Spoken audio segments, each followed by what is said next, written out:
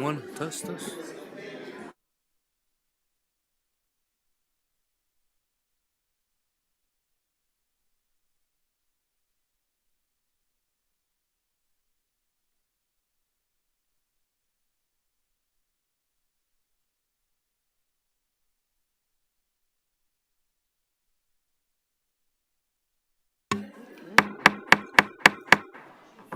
Good evening, everyone, and thank you for being here. This is the public speak out portion. We have a number of speakers tonight, so we're going to limit your comments to about 2 minutes, please, so we can get through everyone.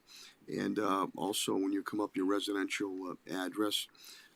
Trini, our secretary, he will be timing it. We'd like to thank school committee woman Rosa Valentin for these beautiful delicacies here for the school committee. Desserts, nicely decorated too. Gracias in Italian we say tanta grazie. Okay. Okay, the first speaker that we have is Latasha Monroe. Please come on up. Latasha. Thank you.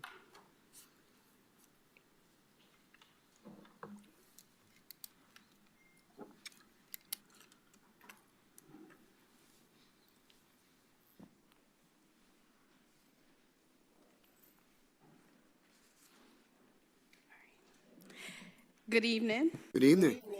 All right, I'm going to get us started. So, my name is Latasha Monroe. I am a Springfield parent. I want to start by asking you to step into my world just for a moment, even if you don't have a child that has a disability.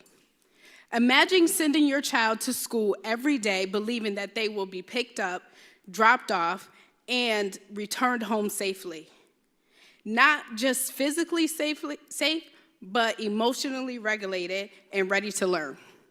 For many families like mine, that trust begins the moment our children step onto the bus. I'm here tonight because there is a gap between policy, practice, and the lived reality for students with disabilities. I'm not speaking only as a parent. I hold a bachelor's degree in human services. I have a master's degree in education. I have 10 years of experience as an educator and over 25 years of working with youth within our community. Experience also supporting children with disabilities in behavioral health settings. And I also serve as an IEP advocate supporting other families as mine. I'm also the parent of 2 children that have IEPs who are both on the autism spectrum. My youngest child is 5 years old and she's nonverbal. In my household, routine is predictability, and those are not preferences. They are directly tied to safety. Recently, changes were made to special education transportation. The explanation given was safety, that due to bus accidents, drivers were instructed not to back up. I understand the importance of safety, but this is where the gap between policy and lived reality becomes clear. Before this change, the same drivers were already safely picking up and dropping off my children in front of my home. That system worked. Since the change, decisions made for safety on paper have created new safety concerns in real life. And I know this because it happened to my children. It happened to my daughter more than once, who is autistic and she's nonverbal. When she was unable to be dropped off at home, or she was taken to an unfamiliar place, to a school with unfamiliar people, without the ability to explain what she needs or what is wrong. It happened to my son as well, who was taken to an unfamiliar location, disrupting his routine and sense of safety. This is not, me being theatrical. This is not a what if. This is what happens when transportation decisions affecting students with disabilities are made outside of the IEP process. In practice, this has meant inconsistent drop-off times, no direct communication when schedules change, transportation being unreachable at critical moments, and my children being placed in unfamiliar environments without timely parent notification. When that happens, families are left managing confusion and risk that should not be theirs to manage. This is not about convenience. This is about transportation being treated as a logistical service when for students with IEPs, it is a part of their educational day. Apologize. If you can wrap up a little bit, we'll let you go a little longer with your situation. Okay, yeah, and then you're also your residential address, which we ask of everybody when they come up also, too. Okay, I apologize about that. No, don't apologize. So I'll finish this and then jump in. Okay. When transportation decisions are made outside of the IEP process, the burden shifts to families, and the burden does not fall evenly. I ask you to think about the families who don't know how to advocate, who don't know who to call, who don't feel comfortable speaking in rooms like this. Those families live with the consequences of these gaps every day. So tonight, I'm asking the school committee to recognize that there is a real gap between policy, practice, and lived reality for students with disabilities, and that this gap requires leadership. Because when families put their children on a school bus, they are trusting the system to do more than transport them. They are trusting them to understand them. Thank you. Thank you, Ms. Monroe. Your residential address, please. 183 Nassau Drive. Thank you very much, dear. Thank you.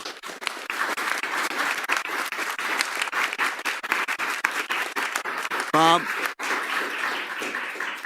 Mr. Bob Bolduc, please.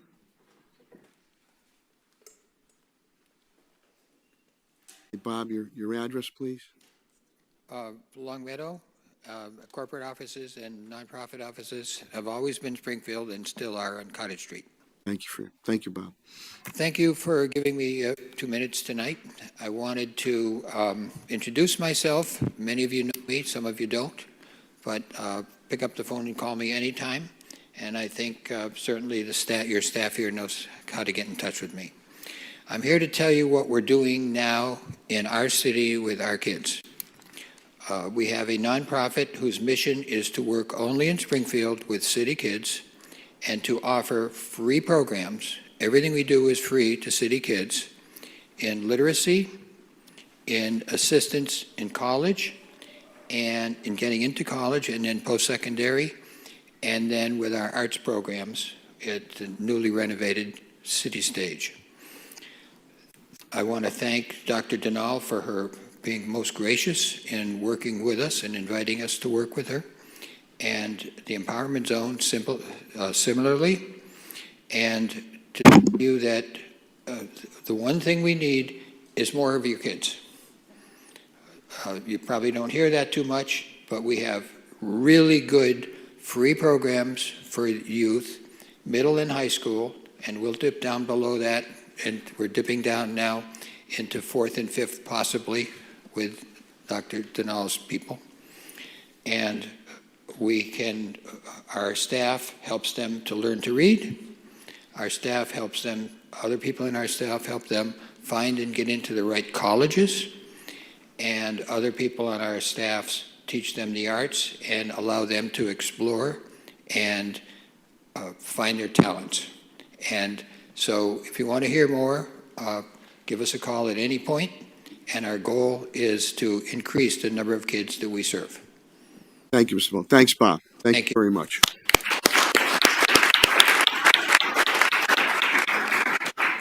We'll now have Camila Jarvis, please come up. Ms. Jarvis? Say again, Ms. Jarvis. Okay, hearing none, we'll move to next. Maureen St. George, please.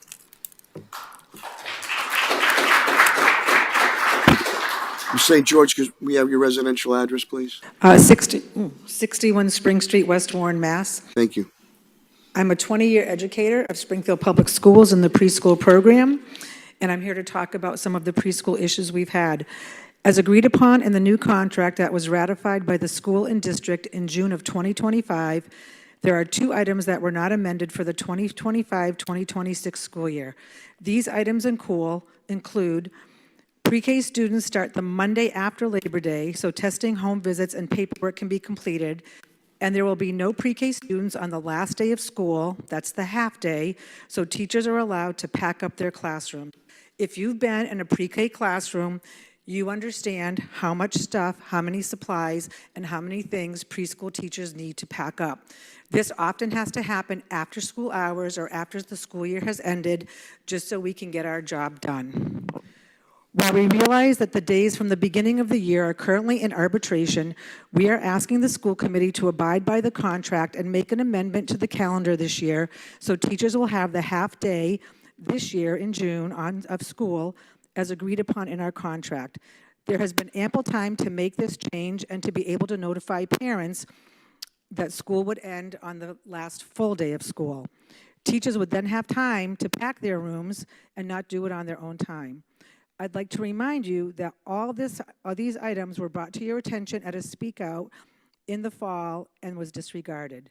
Now is the time to abide by the contract that the district and the union agreed upon.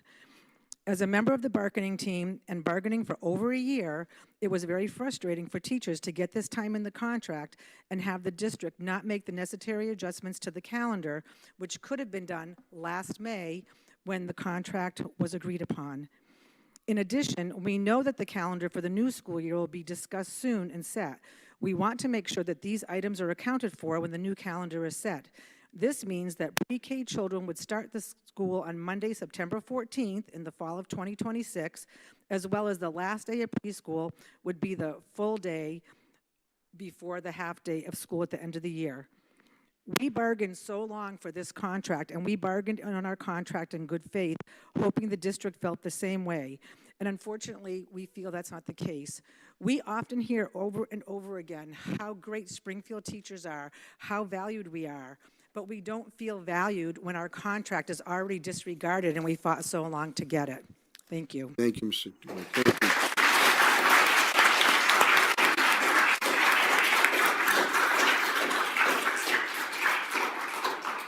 I believe he's going to be remote. Stephen Howard, please. And Mr. Howard, your residential address, please. George, is he on? He's not on. Mr. Howard, say again, Mr. Howard. Say again, Stephen Howard. Okay, hearing none, we'll move on to Heather Wernemount. If I pronounce your name wrong, my apologies. Nice to see you again, Heather. And your residential address, please? 91 Dorset Street, Springfield. Thank you. Good evening. I'm here tonight to make you aware of Governor Healy's proposal to underfund the health insurance that all municipal employees in the city of Springfield get through the Group Insurance Commission, more commonly known as GIC, and ask for you to act on our behalf by opposing an increase in out-of-pocket expenses for members due to reduction in benefits.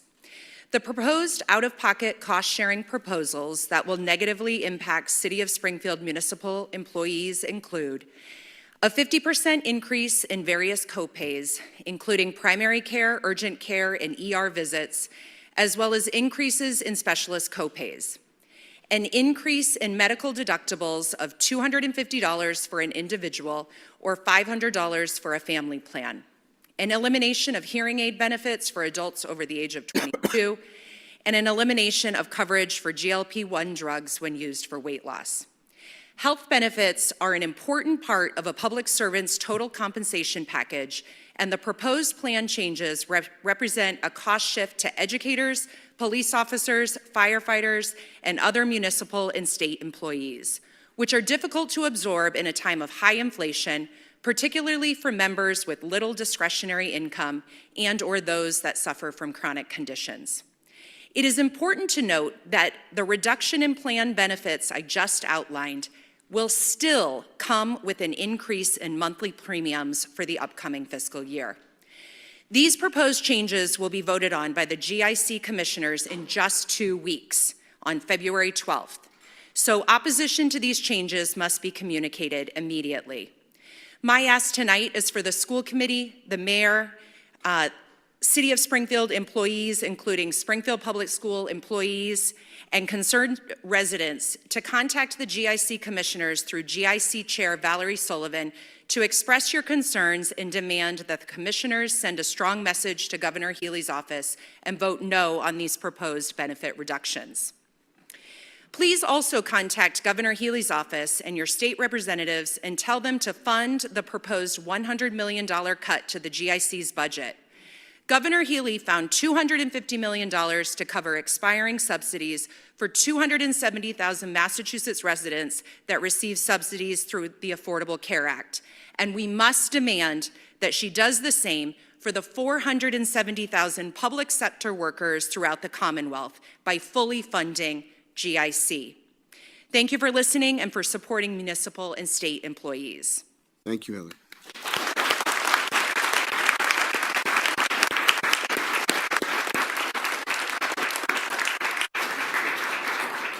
We'll now call up Mr. Jason Perkins, please.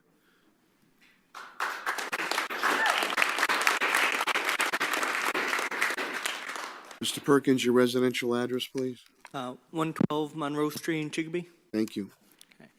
Good evening. I'm here on behalf of staff and students in our substantially separate classrooms. I'm a Springfield Central graduate. I've taught exceptional learners at Boland since 2001 and in intensive needs links classroom since 2018. I love working at Boland. I have supportive administrators in Lisa Bukowski and Erica Cruz, wonderful support staff, and two of the best paraprofessionals I've ever worked with.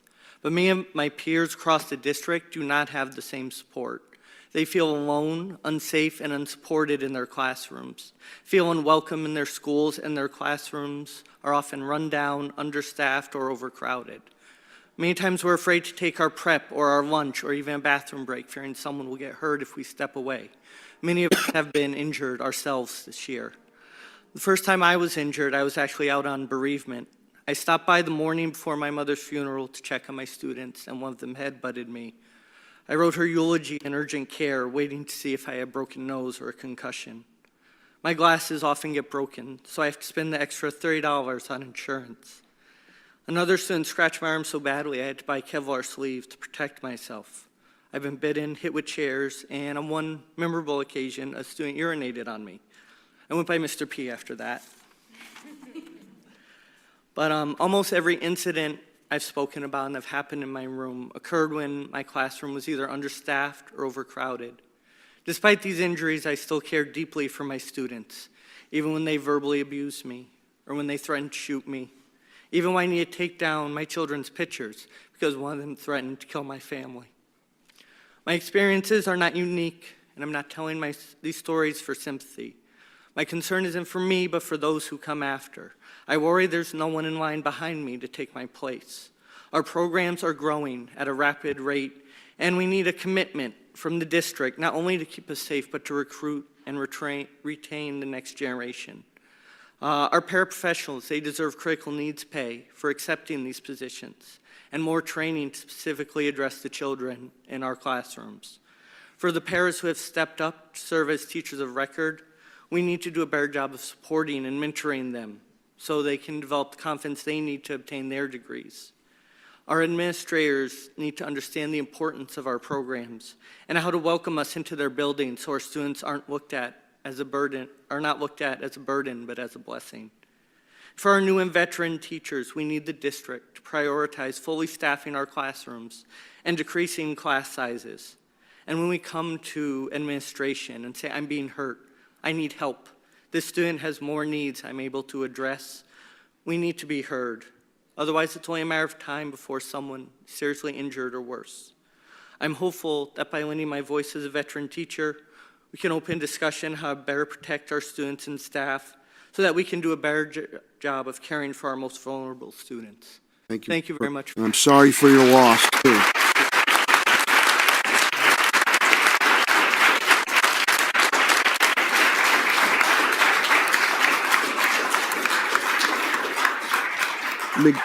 Migdalia Rivera, please. Ms. Rivera, your residential address, please. My residential address is 123 White Birch Drive in Springfield. Thank you. Good evening, Mayor Sarno, Dr. Dinal, and all the members of our school committee. My name is Migdalia Rivera, and I am a links teacher, intensive links teacher at Chestnut Tag. I am the proud teacher of 6 amazing teenagers and also the proud mom of 2 neurodivergent kids, both age 15, one with ADHD and the other one with autism, which means my house is always full of surprises every single day. Okay.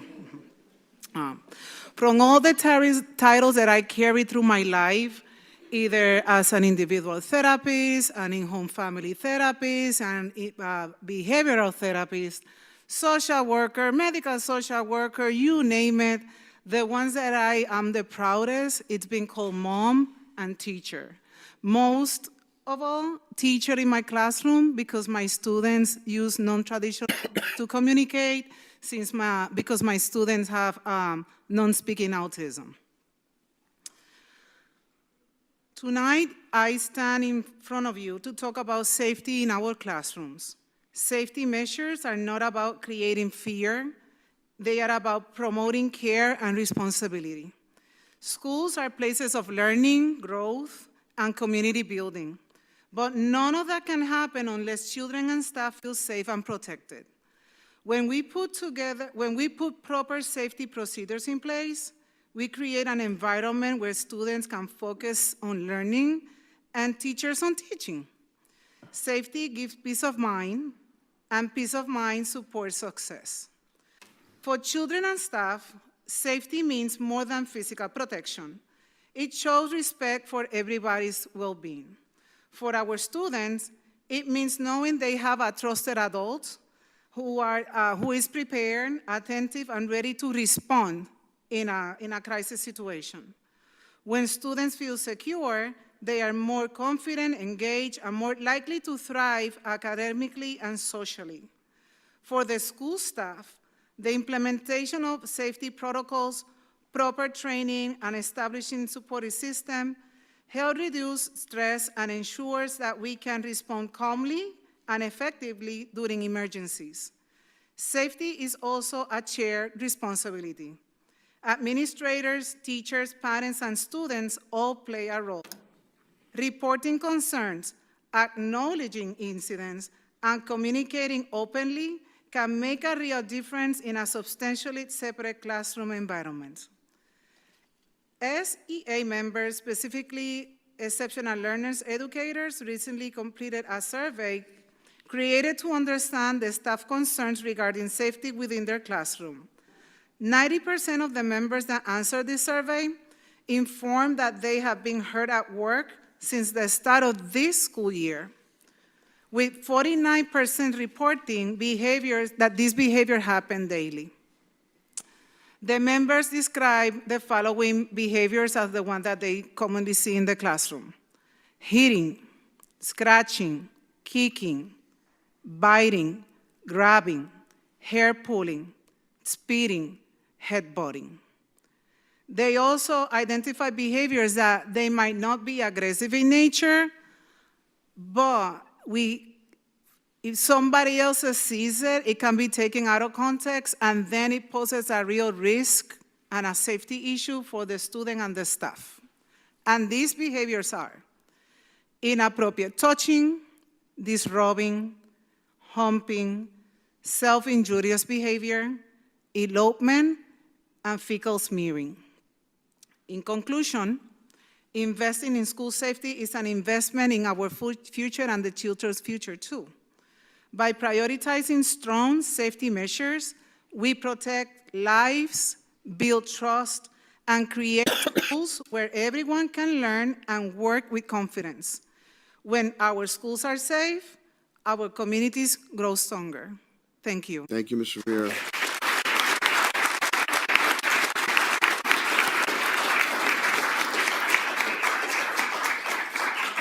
Olivia Baker, please. Ms. Baker, and your residential address. Hi. My residential address is 79 Yorktown Court in Chicopee. Thank you very much. I come from a family of teachers. My mother likes to say that teaching is in my blood. Like my grandfather, my father, and my brother before me, I have always felt called to serve students with intensive needs. This is how I found myself working for the past 6 years as a special ed teacher in this district. I currently teach an intensive links class at Bowles Elementary. It's clear that what this district cares about most are test scores. Schools who score highest on the MCAS get parties thrown for them, while I have to fight for my students to be seen because they don't directly impact school test scores. My colleagues and I have been called babysitters by my administration, a sentiment that echoes the district's longstanding ignorance and neglect. I do not mean to inflict harm with my words, but rather communicate the urgency of our needs. My job is dangerous, costly, and exhausting. My students scratch, hit, kick, and hump. They have self-injurious behaviors that are so extreme, they bang their heads through glass windows, doors, and technology. We cannot keep ourselves and our students safe. Autism specialist caseloads are too large, and they are unable to meet student and staff needs. PLC classrooms do not even have support from a specialist, even though they share similar students with similar behaviors. I have 2 amazing paraprofessionals who work hard to help our students succeed, despite the lack of training and intensive safety needs of the 7 non-speaking kids in our class. When paras are absent, there is no substitute sent, which puts staff and students in more danger due to students' need for direct intensive attention. In those situations, we have to make split-second decisions about who to protect. When low-incidence classrooms are understaffed, students and educators get seriously hurt. Many Springfield schools are not designed for low-incidence classrooms. My school didn't have a fenced playground for years, despite being right next to the road. It was not possible to bring my students out for recess without them eloping and running away into dangerous situations. I felt forced to take action with my own money and time. I built a large temporary fence until a permanent one could be put in. I was fortunate to have the personal financial support of my principal for this, but not all teachers are so lucky. My classroom has holes in the ceilings and walls with moldy cement chunks and paint falling onto my students. Being sensory seekers, they often put these dangerous things in their mouths. I have to fight to keep my students safe from aggressive behaviors and unsafe conditions in their classroom. The needs of students and teachers in low-incidence classrooms are urgent. If Springfield Public Schools wants to retain quality teachers and paraprofessionals in these classrooms, change is imperative. We need detailed safety protocols for emergency situations, as well as walkie-talkies to call for immediate support. In-depth proper training needs to be provided for staff, including specialist teachers, paraprofessionals, teachers of record, administration, and crisis teams. Classrooms need proper financial support. Increased staffing is necessary in order to keep our students safe. Paraprofessionals who work in low-incidence classrooms need to be paid more for the dangerous situations that they are being put in. An injury to one of us is an injury to all of us. A change needs to be made for our low-incidence classrooms. Thank you, Ms. Spink.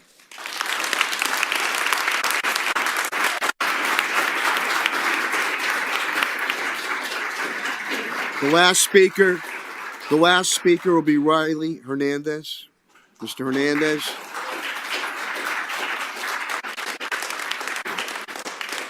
Mr. President, your residential address, please. 32 Lawn Street, South Hadley. My name is Riley Hernandez, and I'm the president of Springfield Education Association, and I'm speaking today on behalf of the majority of affected members coming out of the empowerment zone who recently signed a petition that urges the school committee to establish a mutual agreement with the SEA that protects collective bargaining rights for the transitioning schools out of the Springfield empowerment zone. As you know, the principals of 8 schools that are set to leave the empowerment zone and come back under district management are applying for innovation status. Under innovation law, schools are allowed to apply for waivers or modifications to a collective bargaining agreement if approved by 2/3 of educators in those schools. Given that empowerment zone educators have come to enjoy parts of the SEZP contract, SEA and its members initially agreed that pursuing innovation status made sense. Something I want to underscore is that everything the empowerment zone educators want to keep from their contract is the result of collective bargaining with the SEA. Salaries and working conditions are the product of a collective bargaining process. Currently, the prospectus submitted to the superintendent and that was approved identifies waivers from the district contract and replaces those provisions with language from the Springfield Empowerment Zone contract. While this process appears beneficial, the nature of these waivers and their replacement language was never actually negotiated with the SEA and its members. The process for determining what would be waived from the district contract was not a collaborative process with members of the union. Instead, this process was entirely conducted in a top-down manner, leaving educators with very little say in how they transition back to the district. This process resembles the labor management relationship you would typically see in a charter school network, not a public school system. Beyond the obvious concern, this move also poses a very practical question. In 2028, both the district contract and the empowerment zone contract expire. The SEA members in those bargaining units will negotiate not only their salaries, but the terms of their working conditions, their TLTs and CDUMs, and the like. But what about the members of the Innovation School Zone who would be locked into a 5-year deal outlined in the prospectus? When will the educators in the Innovation Zone collectively bargain their working conditions? Which bargaining sessions will they attend, and what bargaining unit are they actually a part of? Before voting against the prospectus, I raised these questions and didn't receive sufficient answers. These significant and outstanding questions cause anxiety and concern for our members. This petition is a call to those concerns. What you can do as the school committee is come to a mutual agreement with the members of the SEA that says the waivers outlined in the prospectus will be subject to collective bargaining in 2028 as part of the district's bargaining process and part of the district's collective bargaining agreement. If you want to ensure that these innovation plans get approved by 2/3 of the educators at the school level, then you must come to a mutual agreement with the SEA about the future of collective bargaining for innovation schools. Educators need to know that they clearly belong to the district's bargaining unit and that the terms of the prospectus will be collectively bargained in 2028. Mutually agreeing to this is the easiest way to guarantee that the school-based innovation plans receive the 2/3 necessary vote for approval and that we have a smooth transition from the empowerment zone back under district management. I look forward to working together to come to a mutual agreement about collective bargaining. Thank you. Thank you, sir. I have That concludes our public speak out session. We'll take a 1-minute recess. You're more than welcome to stay. Thank you very much.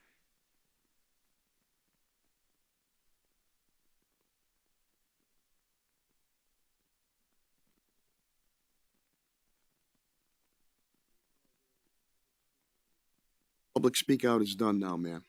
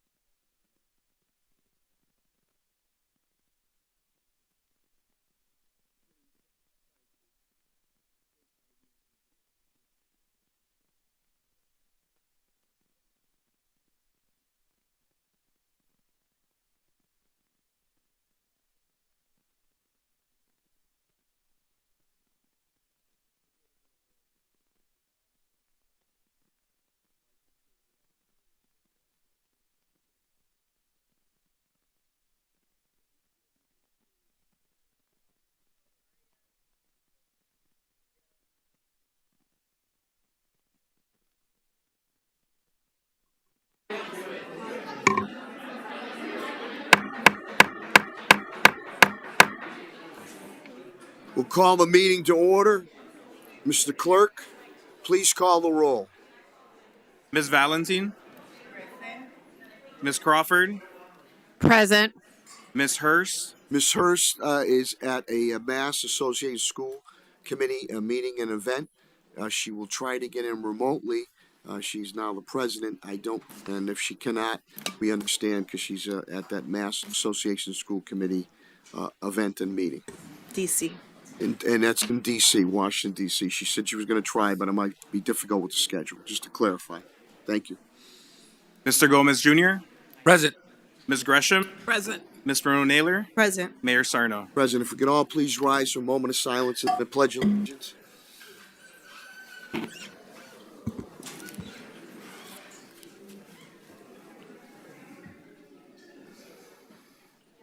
Pledge allegiance to the flag of the United States of America, to the republic which stands one nation under God, indivisible, with liberty and justice for all. Thank you very much, everyone.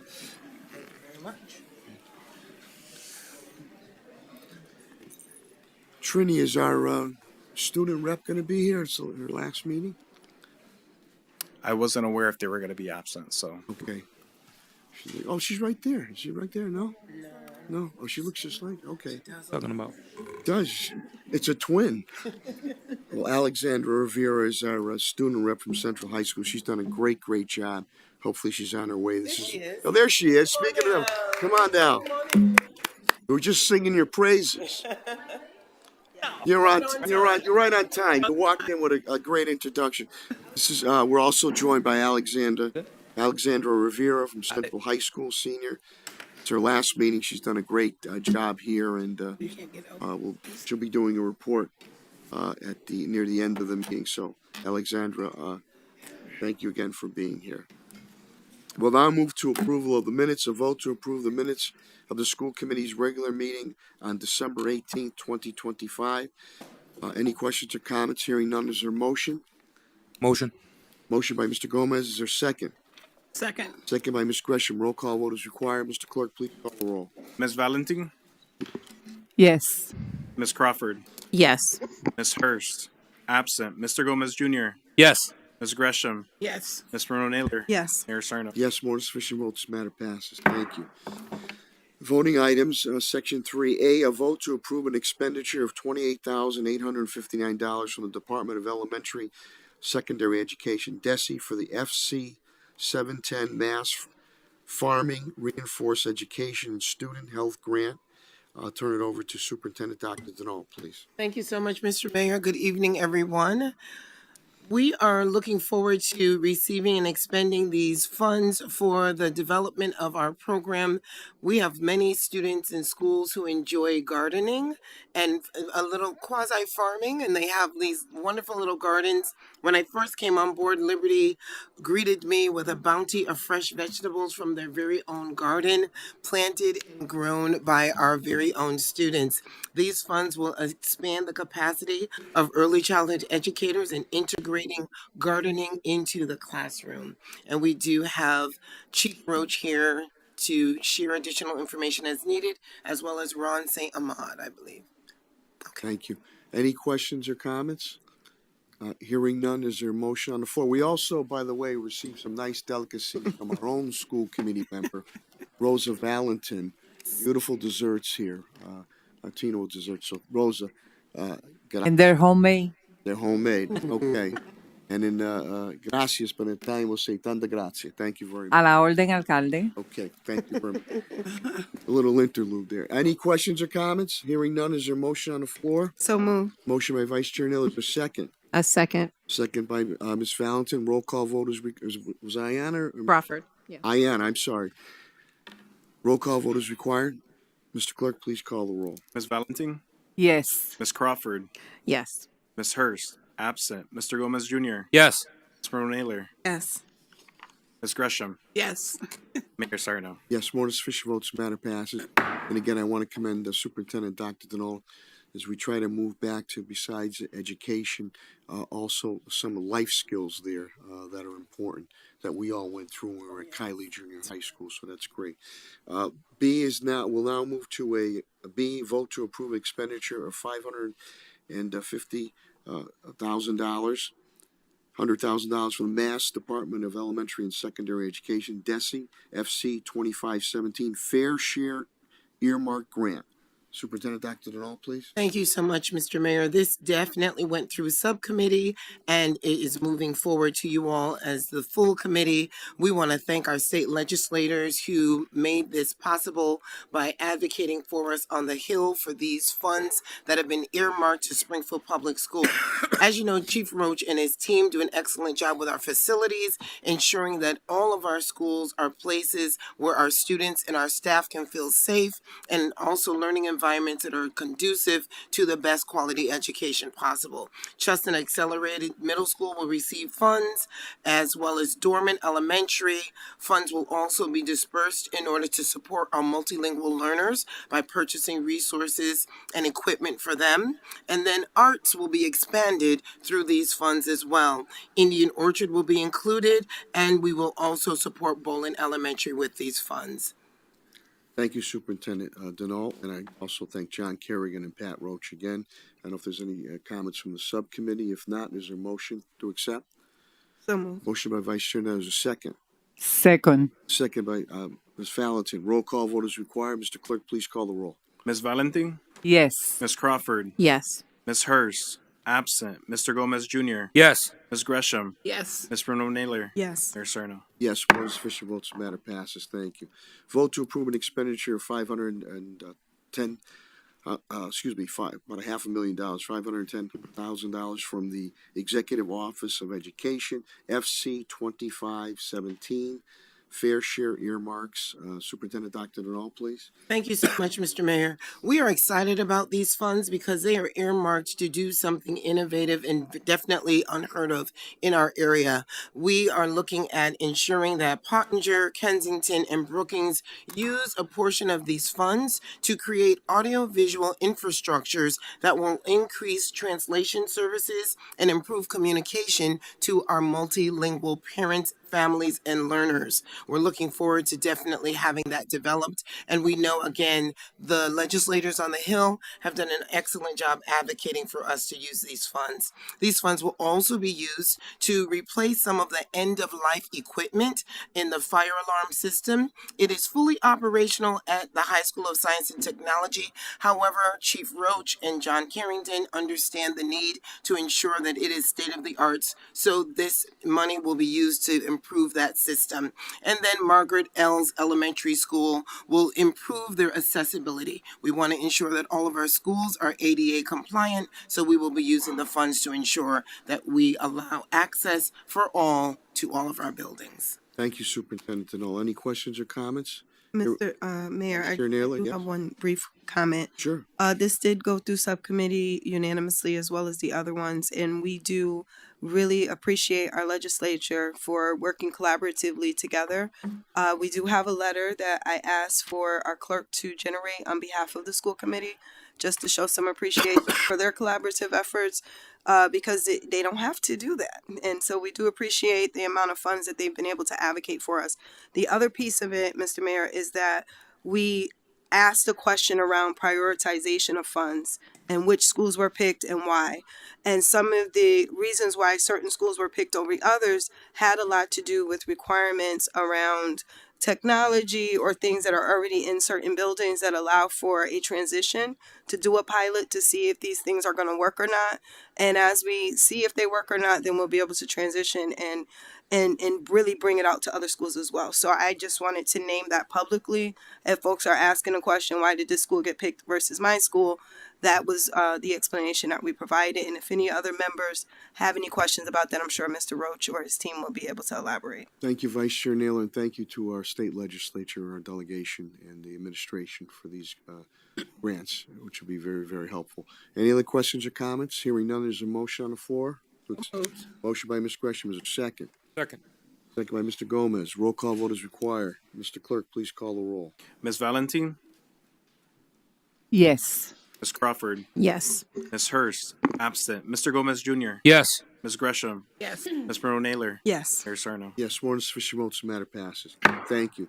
D is a vote to approve the FY '27 budget calendar, and I thank Vice Chair Naylor for her efforts, Pat Roach, and I'll turn it over to Superintendent Dr. Denal, please. Thank you so much, Mr. Mayor. This too, as Vice Chair Naylor mentioned, went through subcommittee and passed unanimously. We are pleased to present to you our fiscal year 27 budget calendar. As you know, it's a comprehensive budget calendar. It's balanced and it centers students as well as community voice. We are looking forward to welcoming community comment, but more importantly, we received very helpful feedback during our subcommittee meeting, and we have updated this calendar based on the feedback that we received. So we are grateful for the insightful feedback. We've incorporated it, and we know that we definitely will reach additional people as we ask the community to support us as we create the budget. Thank you, Superintendent Dr. Denal. I'll turn it over to Vice Chair Naylor, and thank you for your efforts, and Pat Roach, too. Thank you so much, Mr. Mayor. And just to piggyback a little bit off of Superintendent, there were no major changes to what was drafted initially. We did move the time up on the subcommittee that is on the 8th of April to allow for folks to be there. We know it's going to be a pretty lengthy meeting, and we wanted to accommodate that. And so that meeting will be at 4 o'clock on the 8th. But the other piece that I want to add is that thankful to Ms. Crawford with her suggestion that we expand a little bit more as to where we have the budget presented. And so we are going to have it in the Springfield Public Schools as always, on our website as always, in the libraries as always, and of course in central office. But Ms. Crawford suggested that we add the neighborhood councils in the community centers as well as other places where folks would be able to see the budget. And so anyone that has questions, we want you to view it, but we also want people to really pay attention to, as Mr. Roach reminded us, March 4th is the public input session. That's the time when people need to come and give us input as to what it is that they're concerned about, that they would like for us to include in the budget. Because when we do the hearing in April, those are the things that we've already talked about adding, and it'll just be a conversation. Thank you again, Vice Chair Naylor, for your efforts as you chair Budget and Finance, and Pat Roach and Superintendent Denal and the whole team. Is there any questions or comments? And thank you, Ms. Crawford, for your suggestion. Any questions or comments? Hearing none, is there a motion on the floor? So moved. Motion by Ms. Gresham. Is there a second? Second. By Second. Vice Chair Naylor. Roll call vote is required. Mr. Clerk, please call the roll. Ms. Valentin, Yes. Ms. Crawford, Yes. Ms. Hurst, absent. Mr. Gomez Jr., Yes. Ms. Gresham, Yes. Ms. Naylor, Yes. Mayor Sarno. Yes, more than sufficient votes, the matter passes. Thank you. E is a vote to approve the new position, including job description of Executive Director of the Innovation Schools. Superintendent Dr. Denal, please. Thank you so much, Mr. Mayor. We are excited about this opportunity. We look forward to welcoming back 8 schools from the Springfield Empowerment Zone.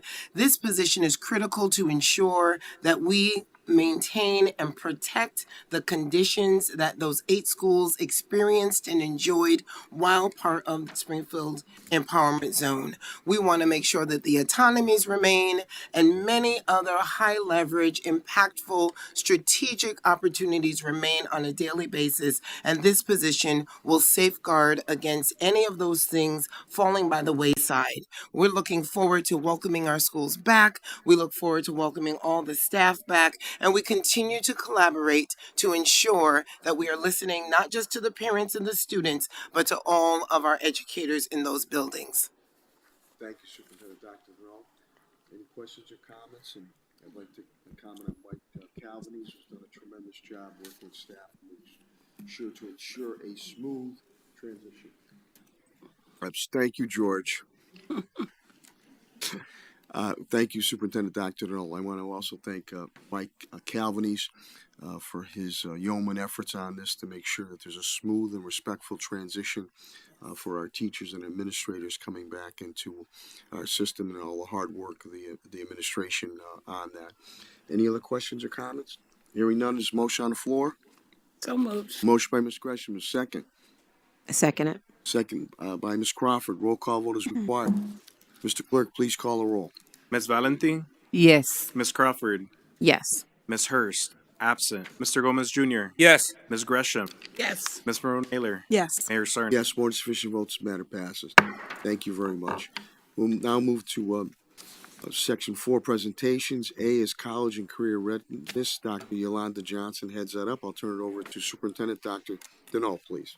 Thank you so much, Mr. Mayor. I'm looking forward to hearing this presentation on college and career readiness. As you know, we have a very talented team of individuals who have been centering the work around college and career readiness in the district for a number of years. I can remember when I was part of Dr. Johnson's team many years ago, we were doing this work. We found a great deal of success in doing this work, and we're looking forward to continuing the work because we know that college and career readiness is critical to the success of our students as they enter into adulthood and enter into post-secondary success. So this is our third strategic district priority, and her team will present at this time. Thank you so much, Dr. Johnson, for the outstanding work that you continue to do in the district. Thank you, Welcome, Johnson. and thank you. Good Superintendent. evening, everyone.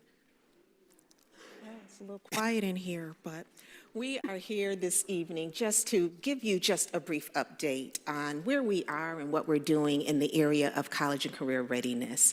I'm joined this evening by Dr. Rose Boulay, Pamela Matheson, just to share these updates with you. And we also have a new member of the team, and I just wanted to acknowledge Eric Griffith, so if you can just wait. So we're excited about the new addition. No. Nice sweater top in there, works right in there. Very good. So next slide, please.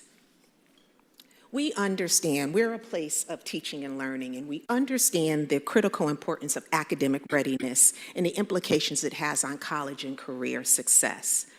However, we also recognize when you look at the college and career readiness framework, we recognize that there are other variables that are beyond academics that we must keep in mind when we think about preparing our students for life after they graduate from Springfield Public Schools. And as you see, you have academic preparedness, academic tenacity, and college and career knowledge. And with that, we have to always think about how can we ensure that our students not only enroll in college, but they succeed in college, and they persist and graduate with their degree, certificate, or whatever that credential might be. But we also need to teach them and support our students with acquiring the skills that they need. That includes self-discipline, the ability to regulate, and to be able to navigate various career paths. So when we really think about college and career readiness, we're really looking at it from a very holistic approach, including all of the other skills that come with helping our students succeed beyond the academic readiness. Next slide. Well, this slide shows you a snapshot of where we are when it comes to academic readiness. Now, as you see, this slide shares how our students are progressing academically. And there is some work that we need to do in this area. You can see the cumulative GPA of our current high school students by grade level, and you also see how they're performing in English language arts and mathematics. And then it's also broken down by our multi-language learners and our exceptional learners, as well as our low-income students. Now, we also have to keep in mind when you're looking at this data, yes, there's work to do around the readiness, but we also need to be mindful that within every grade, we have students that may have stopped out of school and they're returning to school, so that might pull down the academic GPA of a particular cohort. Next slide. And this slide shows what we know to be true. In order to excel in school, you must be in school. And this slide shows the difference between students with a grade or a GPA of a C or above. And as you see, those students are engaged in school 94%, 92% and higher, versus our students who are not in school as often, and they're in the 80s. So that shows you in the areas of English language arts and mathematics. So this just underscores the work that we are doing in the district around attend today, achieve tomorrow. I hope I got that right. Where's Jose? I got it right, I hope. So next slide. This slide also shows, I'm sorry, this is Dr. Boulet's slide. So I started going, I'm going to move out the way. So next, Dr. Boulet is going to walk you through the next few slides. Good evening, everyone. Good evening. Thank you. As Dr. Jensen was saying, this is a slide that shows our completion of advanced placement exams or coursework for 4, 11, and 12 graders. So as you can see here, it shows an upward trend toward completion from 2022 to 2024, with a highest completion between 2024 and 2025. And in overall, you would also see a 9% increase from 2022 to 2025. So this means that more of our students are constantly taking early college classes, advanced placement classes, and so on. So this is a promising trend for us. So we will continue to work with our students and make sure that they are going that path. That way we know that they would be not only going to college, but succeed when they go in college and persist, like Dr. Jensen was saying. Next slide, please. Now, this is our MyCap completion from grade 9 to 12 for the year of 2024, 2025. And it also gives you the overall percentage of completed tasks by our students. MyCap stands for My Career and Academic Plan, and we use a digital platform called SchoolLinks to make sure that students are doing their task on a daily basis. So as you can see here, our overall completion is about 52%, which is also promising based on our percentage from the year before. So we will continue to work with students, especially 10th and 11th graders, to make sure that we continue to work with them, engage them with the platform so that they could continue to learn about themselves, different careers and pathway, and follow the path that's good for them. Next slide, please. This slide is our FAFSA completion rate as of today for this year, and also gives you a comparison between our public schools and the state level. As you can see, we mirror the percentage, the submission percentage at the state level, something that hadn't happened in the last 4 years. We usually are about like 10 to 13% behind the state.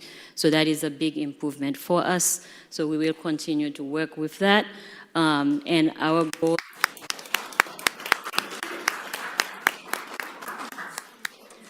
goal is still 62% completion for this year. We will continue to work, especially with the students that are showing in progress, meaning that they've already had an application started, to make sure that we reach that goal. So we have great confidence that we will make it to that. Thank you. Now I'll pass it over to Pam. Thank you. Let's give Dr. Boulay and her team a round of applause with that statistic. Nice job. So I'm here to give you a brief update on where we are with some of our School to Career and Innovation Career Pathways programs. As you can see on this slide, it gives you an update on our 3 Innovation Career Pathway schools. Our first one at Central High School was recently got designation this past May and are in their first semester of implementation due to the design work and the tireless efforts of that incredible team at Central. We have 49 students enrolled in the first semester. We had nearly 100 students enrolled in the introductory engineering courses, which fed the application. So we're very pleased with this initial outlook within the first semester of the program. We've had some very key significant business partners who've supported the creation of this program. And as you can see here, we've got some additional funding with the 1-8 Foundation and Project Lead the Way to implement new courses, getting those teachers trained, as well as bringing some significant business partners from across the state at the table. Most recently, Spark Photonics was awarded a grant through Intel to introduce and pilot a new program, which we will be part of, which focuses on microelectronics as part of the program. I can go on and on about all the different pieces, but I just want to kind of move through. Renaissance is in their second year of implementation. We currently have 35 students in the program.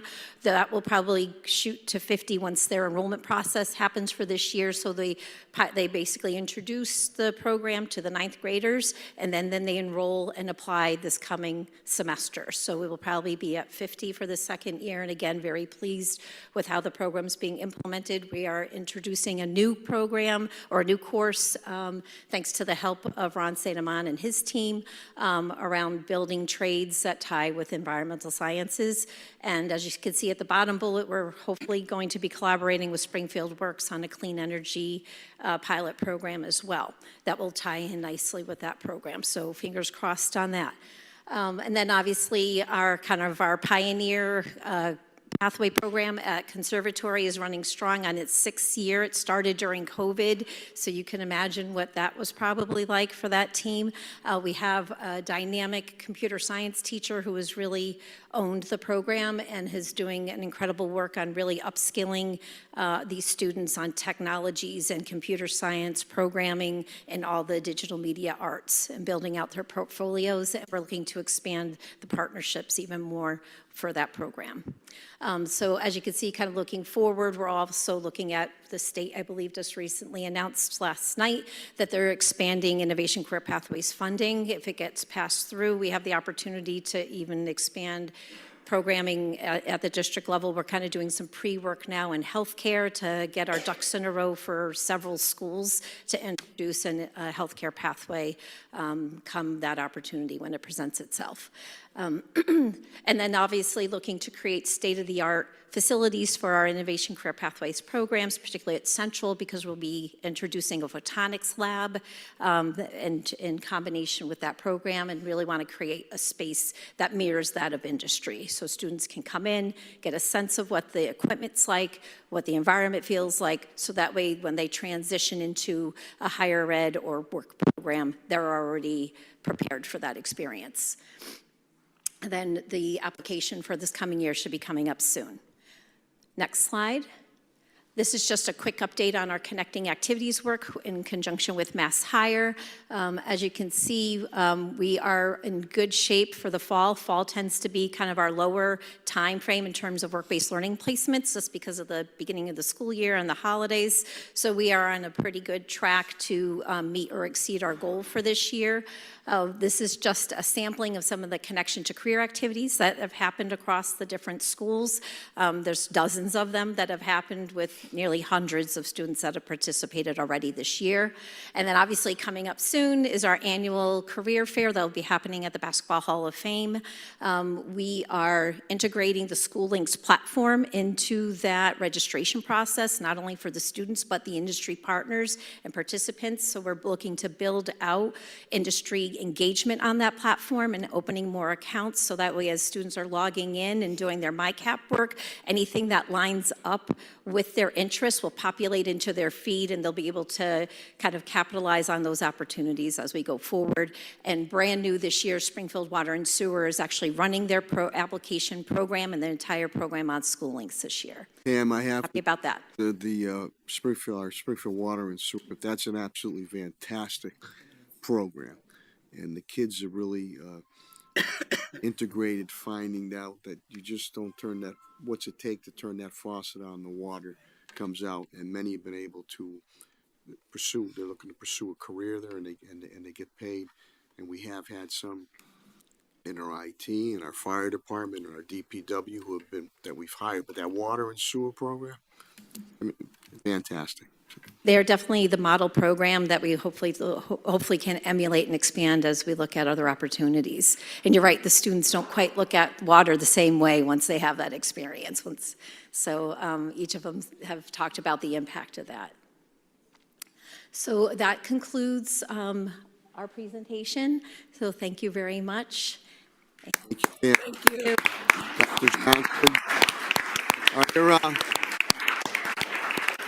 any questions or comments for the presenters?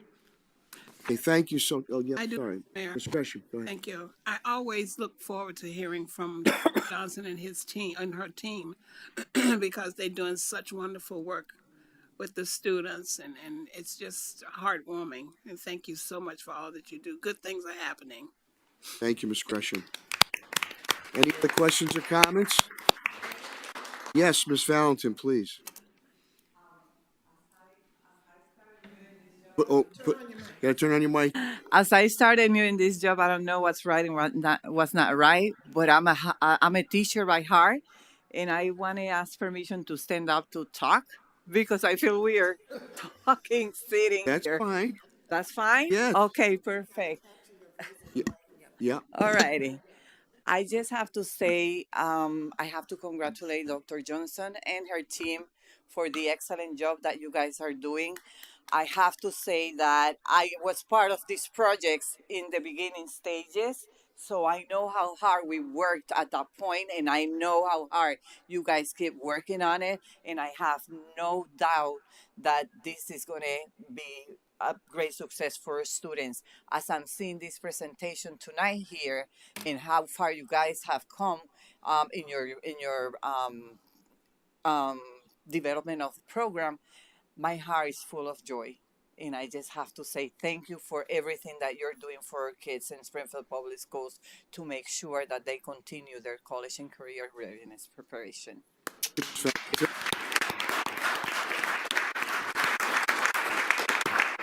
Rosa, you might have started a new trend now to stand up and speak. Thank you. No, I know. It's a workout to move these chairs. Thank you, Ms. Valentin. Any other questions or comments? Okay, hearing none, we'll now move to Section 5, informational discussion items. A is a review to discuss the budget survey. Azel Kavan, and I'll turn it over to Superintendent Dr. Tanal, please. Thank you so much, Mr. Mayor. As you know, we already mentioned that it is budget season. We took a look at the comprehensive and well-developed budget calendar. This is a critical component of what we do when it comes to creating a balanced budget for the students of Springfield Public Schools. This questionnaire is critical, and we love to get the feedback from the community. We want to hear community voices and gather community input to ensure that we are creating a budget that meets the needs of the community as well as our students. So it is a 6-question survey, and Chief Kavan is here to answer any questions that you may have. Thank you, Superintendent Tanal. Azel, great to see you. Good evening. Great to see you too. Good evening to all the members of the school committee and the entire learning community here. I'm here just to tell you a little bit about the questionnaire that we put out every year in conjunction with the formulation of the budget. As Dr. Janal said, the goal of the questionnaire is to gather input from the community. It is the school committee's questionnaire. We administer it on behalf of the school committee. And so it is a 6-question questionnaire survey. Folks are asked to first identify themselves as a stakeholder. Are you a parent? Are you a staff member? Are you a community member? And then they're asked to rank programs and services in order of importance as to how they feel. There's also an open-ended section of the survey, which allows folks to offer suggestions for cost savings or other ideas that they may have related to the budget. We promote the budget as much as we can. We post the budget on our website. We send a robocall home to all families. We put it on all of our socials. We issue a media release. We post it on Channel 15. And most recently, in the last year or so, we've developed a new network of communicators called Amplify to Empower. And so this is a network of about 100 community leaders, community organizations that we share important information with the understanding that they will then share that information with their networks. So we will provide them with the information. Primarily, our outreach directs folks to the website where the survey lives. The robocall also invites people to call a certain number if they'd like a paper copy of the survey, and we also include what the date of the public input session will be. So primarily, our responses over the years have ranged from 700 responses to over 1,000. And primarily, it is staff members who respond, followed by families, and then the rest. Staff members is usually over 60%, close to 70%. Families make up about 20% of the respondents, and then the rest are central office staff, community members, and there is an option for other. So, like I said, the point of the survey, it's not a scientific survey. It is meant to gather input, and it's then provided to the school committee so that you can use the information as you be informed as you formulate the budget or approve the final proposal. Thank you, Azelle. Any questions or comments, Mr. Vaughn? Okay, hearing none. Thank you very much. Okay, thank you. We'll now move to Section 6, Reports of Standing Committees. A is Student and Parent Concerns. Ms. Gresham? No report, Mr. Mayor. Thank you, Ms. Gresham. B is Building and Maintenance Committee. Mr. Gomez, please. No report this time, Mr. Mayor. Thank you. C is Legislative and Contracts Committee. Ms. Crawford? No report to this time, Mayor. D is Curriculum and Programs. That's Ms. Hurst. Again, she's representing us as president of the Mass Association School Committees, which is a meeting and events in Washington, D.C. E is Budget and Finance Committee. Vice Chair Naylor, please. All items have come before the school committee. Thank you. Any questions or comments? Hearing none. F is Technical Education. Mr. Gomez, please. No report this time, Mr. Mayor. Thank you. G is Technology. Ms. Naylor. No report at this time, Mr. Mayor. Thank you, Vice Chair Naylor. H is School Safety. Ms. Gresham. No report, Mr. Mayor. Thank you, Ms. Gresham. I is Diversity, Equity, Inclusion. Ms. Crawford, please. No report at this time, Mr. Mayor. Thank you, Ms. Crawford. J is Innovation School. Ms. Valentin, please. No report at this time. Thank you. And just of note, with the subcommittees, a lot of the hard work and behind the scenes work goes on in the subcommittee, many times for more than a few hours. So sometimes when you see us, I always like to clarify to the audience here in the viewing audience, when you see us just vote and gavel something through, all the work has been done by the subcommittee and the chairman and chairwoman there. So thank you. Now, it's her last meeting. No. The report of our student representative, Alexandra Rivera, who's a senior at Central High School and who has done a great job. Alexandra, the mic is yours. Thank you, Mayor Sarno. Good afternoon, everyone, and I'm very glad to be here one last time. It has been a real privilege to have this seat, and it's been even more so one, knowing that many more students will be able to sit in the seat just as I have. Being a representative may first seem like a bullet point for a transcript, but being here has shown me that it's much more than that. When it came to being representative, I thought I'd be like being the president of all the students, but it's very different from that. Instead, I found that rather than being a president, I became a receiver. I received all the passion, effort, and the many positive impacts that adults and students put personal care towards creating. Being here, I met people like, I met people like our superintendent, our board members, people specifically like Ms. Hurst and Mrs. Powell, an example of the people who show that every person has the ability to do something important, and that all it takes is a little bit of a lot of hard work and even more of a capacity to care a whole lot. I would like to thank you, even if it may not be enough to show how grateful I am, especially Central, only one of the schools that you have worked hard to create a good environment for, thriving off opportunities and joys you brought them.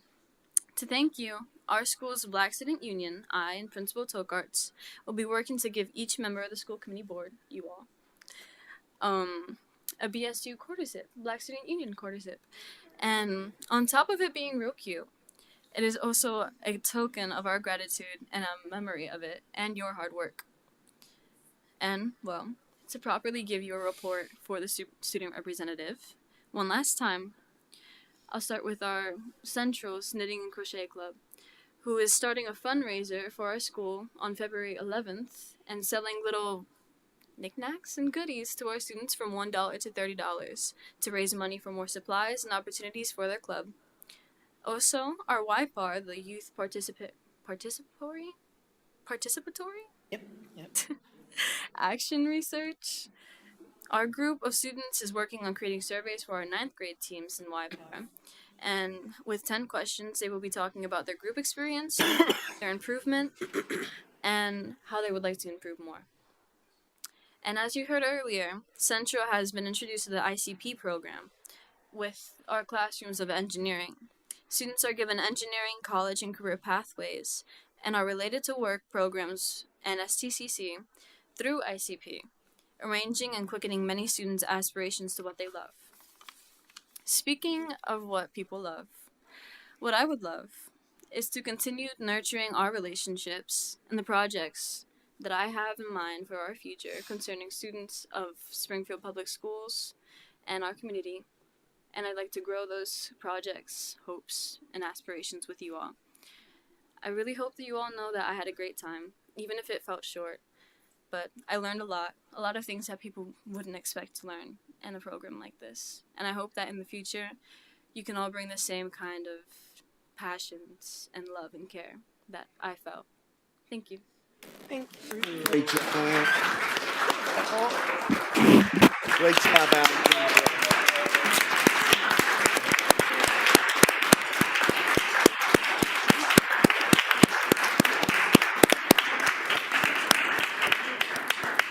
We're gonna keep our eye on you. Please do. Oh, we got a little something. Trinity's gonna have a little something, some flowers and homemade pastries from school committee woman Rosa Valentin. Thank you very much, Alexandra.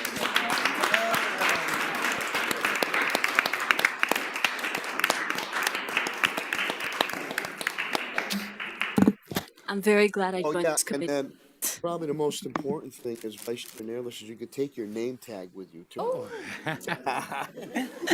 Upside down on my wall. Okay. Okay. Any questions or comments for our student representative? I would like to comment. Alexandra Rivera, Vice Chair Naylor. Yeah. Thank you. I enjoy when we have our student reps. I think one of the best things that we ever did was change to a quarterly basis so that we can have more students have access to this opportunity. And I felt like the students have just been so engaged. And as usual, you did not disappoint. You have been engaged. You have advocated not just for your school, but also speaking up for other students and other environments. Every time you come, you have a wealth of information to share with us. You took it very serious being here. And I am so proud of you. And I know that you're going to continue to do greater things. And thank you for allowing us to have space with you for these last few months. Thank you, Vice Chair Naylor. Any other questions or comments?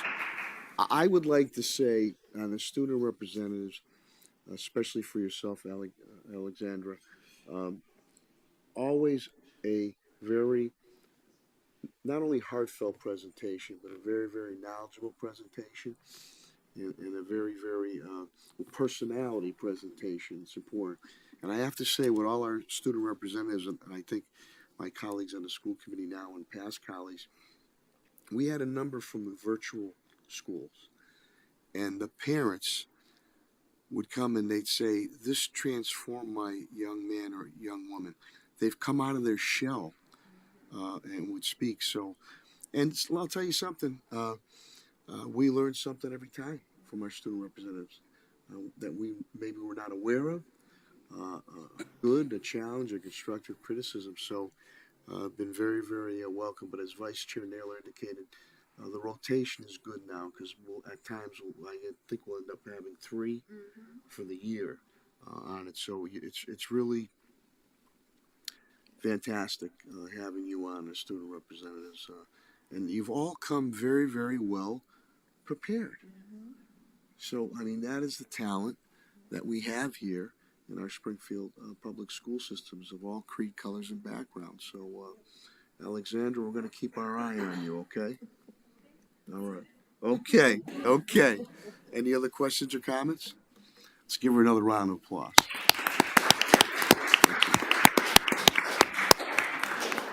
Okay. Report of the superintendent. Superintendent Dr. Denal, please. Thank you so much, Mr. Mayor. Ms. Rivera, it has been a pleasure having you with us. We so appreciate your poise. You are so well spoken.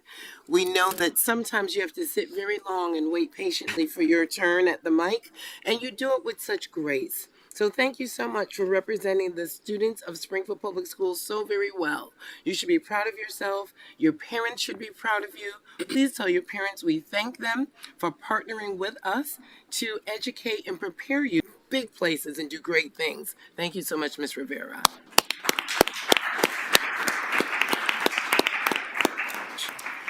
I won't be before you all long. I just have a few comments. I just wanted to reflect on the state of the schools. We had a great time. It was a Friday before Martin Luther King Day weekend, and we displayed the best and the brightest that we have in the district. I mean, I am still just so speechless when it comes to what we saw our students exhibit on that day. We definitely have excellence and greatness here in the city of Springfield and with our students in our public schools. Let's put our hands together for all of the students who participated, the band, the wonderful display of excellence. I know we were all deeply moved by each and every student. Our MC was Elijah Wan Guri or Geyer, thank you so much. Sorry, Elijah Wan.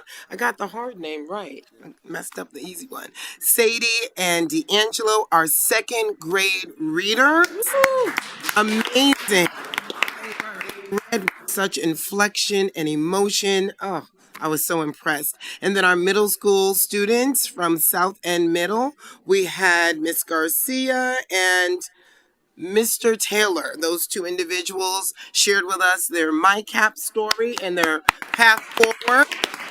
Very impressive work going on.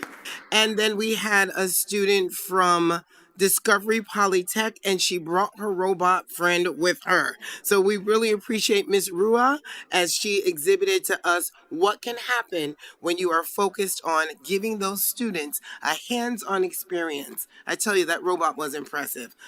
I'm really pleased. And of course, what can we say about Brandon Stewart, First Lieutenant Brandon Stewart, the U.S. Marine Corps? Such a phenomenal presentation. We are so grateful for the fact that he came back to share with us all the wonderful things that he learned from the staff at SciTech. Congratulations, SciTech, for graduating one of the best that not only we have in Springfield, but of the U.S. Marine Corps. So congratulations, Brandon Stewart. We look forward to seeing you fly those planes in Japan and coming back to visit us one day. Let's put our hands together for our students one more time. Dr. Denal, if I could just stay with Brandon, I've known him since he was a little kid, boy, through the gospel queen herself, Mom Denise Stewart. And just, I'm not surprised at all. But to see what he's doing now in our armed forces and flying those planes, just a good young man, very humble, very genuine, and very driven. And I think it was great representation with Dr. State of the Schools on it. So to the gospel queen, Denise and Brandon, great job. Great job. Absolutely. Thank you so much for those comments, Mr. Mayor. As you know, we also inducted several schools in the 500 Club, and we launched our district strategic growth plan. Before I hand out my gifts to you all, they're not nearly as delicious or as impressive as the gifts that we received from Rosa Valentine. However, they're just as meaningful, and they won't add any pounds to your weight. So we have these pins that I would love for everyone to wear, and it simply says, "Ask me why I believe." As we launch our strategic growth plan for the district, I would love for each of us to be ambassadors, allies, cheerleaders for the work that we have ahead of us. As you know, we saw the best and the brightest at our State of the Schools. We believe. We believe. And as we wear these pins to weddings and to church and to the grocery store and bar mitzvahs, wherever you spend your time, wear it proudly and encourage people to take a look at it so you can tell them exactly why you believe in the greatness and the brilliance of the Springfield Public Schools students and what we're doing as a district. So, school committee members, you may already have one, take another one, wear it proudly. We need you to be our ambassadors and cheerleaders for the work ahead. Thank you. There's one for our student. Yeah, okay. Absolutely. And then we have. Wear it proudly with We Love Springfield. There you go. Absolutely. Fabulous 413. We also enjoyed a Thunderbird donation at Walsh Elementary, and I'm trying to figure out between Boomer and Taylor Swift, who's more popular. So the kids saw me. Yeah, they weren't too excited. The kids saw Assistant Superintendent Escribano. They were a little excited. They saw Assistant Superintendent Terry Poe. Yeah, they were a little excited. When Boomer entered the auditorium, they were so excited. The noise went through the roof, and Boomer was the winner of the popularity contest that day. But more importantly, we really appreciate the partnership of the Thunderbirds because they made some serious donations to our students at Walsh. Not only did they give them beautiful commemorative hats, but they also made meaningful donations to some of the supplies that they need. So thank you, Thunderbirds, for your partnership. And Boomer, I'm going to win the popularity contest one of these days. Dr. Danoff, One of these days. say with the T-Birds, and that's all local ownership. They're awesome. They've been great corporate citizens with all local businessmen and women with the loan ownership. And Paul Picnelli is the managing director, and Nate Costa and the president, GM, have done a great job. And they always continue to give back to the community and cultivate. You can see at the games that I'm at, sellouts are over 6,000 and a lot of young people, and that's important. That's important on it. But that was great that they gave back. Always. Yep, and they're very, very generous to us. We continue our superintendent walkthroughs, and we see evidence of strong growth in Tier 1 instruction. We're seeing the through line between professional development, coaching, and practices in the classroom. And I just want to applaud my team for doing that, coaching, supporting principals, and doing their level best to ensure that our students are receiving improved instruction in the area of checking for understanding and grade level instruction. Bay Path University and Bloom Board partnered with us to ensure that several of our paraprofessionals who've had lifelong dreams of becoming teachers are able to do so. We're excited about this partnership because these individuals will enter the program without a degree, but will exit the program with a degree as well as certification as teachers. Bay Path University and Bloom Board, we thank you, as well as Chief Williams and her team who made this partnership possible. Thank you so much.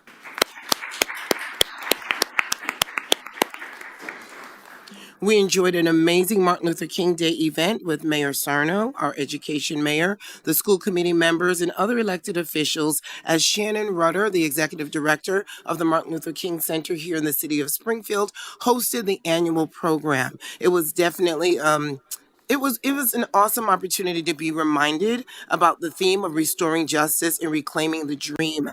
And I bring that up because we are doing our level best to ensure that we are also restoring justice and reclaiming the dream. As you know, DESE has released some guidelines around civics and civic engagement. And we want to make sure that we are restoring justice by adhering to those guidelines. And Tom Rochelia is here. He's doing an excellent job in ensuring that civics is alive and well and available to several of our students, and we're working together to expand those opportunities. So thank you, Tom Rochelia, for making sure that we are restoring justice and reclaiming the dream through civic engagement. Awesome. Focusing on early literacy continues. We are working with several vendors to launch some pilots throughout our schools, and the initial data is promising. We're starting to see that if we implement these strategies with intentionality and we adhere to the research-based criteria, we're seeing the results. Our students' reading is increasing at a great, steady rate. So we will have additional data for you concerning these pilots, and we look forward to continuing to partner with companies that will help us to meet our early literacy goal. The screening committee for Innovation Schools was conducted. It's our first step towards welcoming back those 8 schools from the Springfield Empowerment Zone. I just wanted to thank the SEA leadership for their collaboration, and I wanted to applaud Michael Calvanese for his hard work and dedication to the cause. The road was bumpy. The road was bumpy, but he stuck it out and he persevered. And we met at that table and we made a decision that was in the best interest of the students and the staff of those 8 schools that are coming back to us. So thanks again, Michael Calvanese. We appreciate your work. And almost 1,000 meals were served just before the snowstorm. We had the press. Thank you. Absolutely. Another outstanding example of partners that go above and beyond. We had the press conference. At about 1:30 in the afternoon, I sent a text to Chief Pat Roach, and I asked him if we could get some snacks and something in the backpack of our students. We weren't able to get the snacks, but he went a step further. Instead of just snacks, he organized and collaborated and planned with our very own homegrown to provide meals. Initially, I was concerned about the location because they were going to distribute the meals on Corando Drive. Pat sent us a picture of a line of cars down the street and around the corner waiting for the distribution to begin. I say this because we met a need that we probably didn't even know was a need in our community. And because of the quick thinking and planning of Chief Roach and the partnership of Homegrown, we were able to meet and exceed even my expectations of the number of meals that we were able to serve to our students to sustain them as school was closed Monday and Tuesday. So Chief Roach, we thank you and appreciate you for operating so quickly. Thank you, Pat. And Sedesco's always been great when we faced man-made or natural disasters. And, at that time we decided that, and a lot of districts did follow through the same thing, to shut the schools Monday and Tuesday so people could, it was a massive storm. It was. But a lot of the students, this was very helpful to them and their families, getting this food allotment. So to Dr. Denal and to Pat and Sedesco, thank you again for stepping forward when we asked you to step forward. So thank you very much.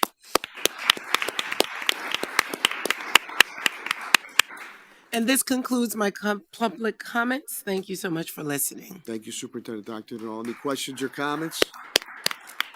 Okay, hearing none, we'll move now to unfinished business. Hearing none, we'll move to new business. Hearing none, is there a motion to adjourn? So moved. Motion in unison. Motion made by Vice Chair Naylor. Is there a second? Second. Mr. Gresham. Roll call vote is required. Mr. Clerk, please call the roll. Ms. Valentin? Yes. Ms. Crawford? Yes. Ms. Hurst? Absent. Mr. Gomez Jr.? Yes. Ms. Gresham? Ms. Naylor? Yes. Mayor Sarno? Yes, more than sufficient votes. Matter passes. Good evening, everyone. Thank you for watching. Stay warm, good health, and God bless. Thank you.